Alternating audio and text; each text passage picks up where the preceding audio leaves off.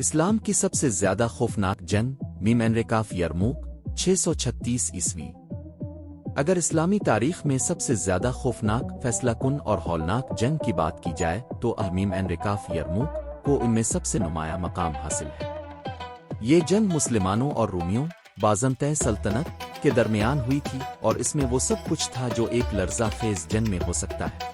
زبردست لڑائی، چالاک جنگی حکمت عملی، شدید خونریزی اور ایک فیصلہ کن نتیجہ جس نے تاریخ بدل دی۔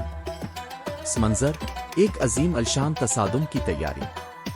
636 عیسوی میں جب مسلمانوں کی فتوحات کا سلسلہ تیزی سے آگے بڑھ رہا تھا، بازنطین شہنشاہ ہرقل نے مسلمانوں کے خلاف ایک زبردست لشکر تیار کیا۔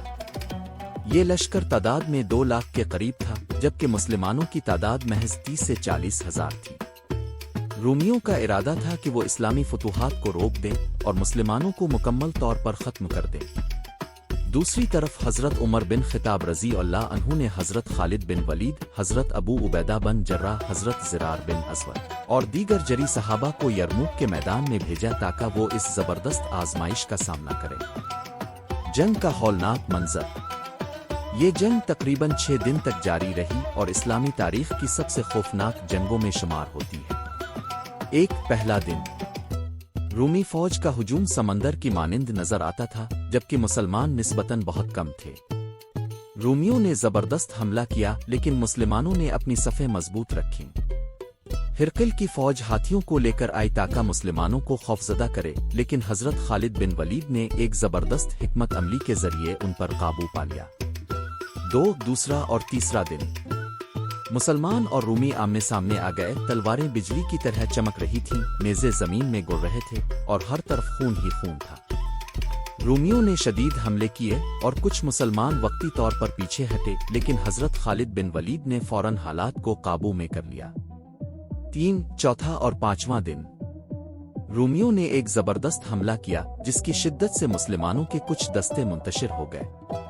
اسلامی لشکر کی عورتیں بھی جنگ میں شریک ہوئیں اور مردوں کو پیچھے ہٹنے سے روکا۔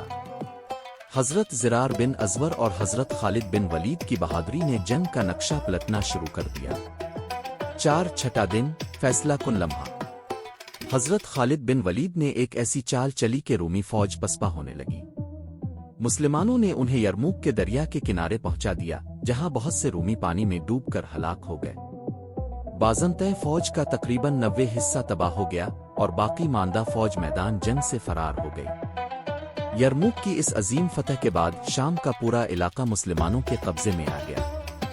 جنگ کا سب سے ڈراؤنا پہلو، یہ جنگ انتہائی خونریز تھی، جس میں ہزاروں لاشیں میدان میں بکھری پڑی تھیں۔ رومی فوجیوں کے دلوں میں اتنا خوف بیٹھ گیا کہ ان کے بہت سے جرنیلوں نے فرار ہونے کی کوشش کی، لیکن مسلمان ان کا پیچھا کرتے رہے۔ بازنطین شہنشاہ ہرقل نے جب اپنی فوج کی تباہی کی خبر سنی تو اس نے شام کو ہمیشہ کے لیے الوداع کہتے ہوئے کہا، الوداع اے شام، ہم تمہیں ہمیشہ کے لیے کھو چکے۔ نتیجہ، ایک نئی دنیا کا آغاز۔ یرموک کی فتح کے بعد مسلمانوں کے لیے رومی سلطنت کی کمر ٹوٹ گئی اور شام، فلسطین اور اردن پر اسلامی حکومت قائم ہو گئی۔ حضرت عمر بن خطاب رضی اللہ عنہ کی خلافت میں یہ سب سے بڑی اور فیصلہ کن جنگوں میں سے ایک تھی۔ مسلمانوں نے ثابت کر دیا کہ ایمان، حوصلہ اور اللہ پر بھروسہ بڑی سے بڑی فوج کو شکست دے سکتا ہے۔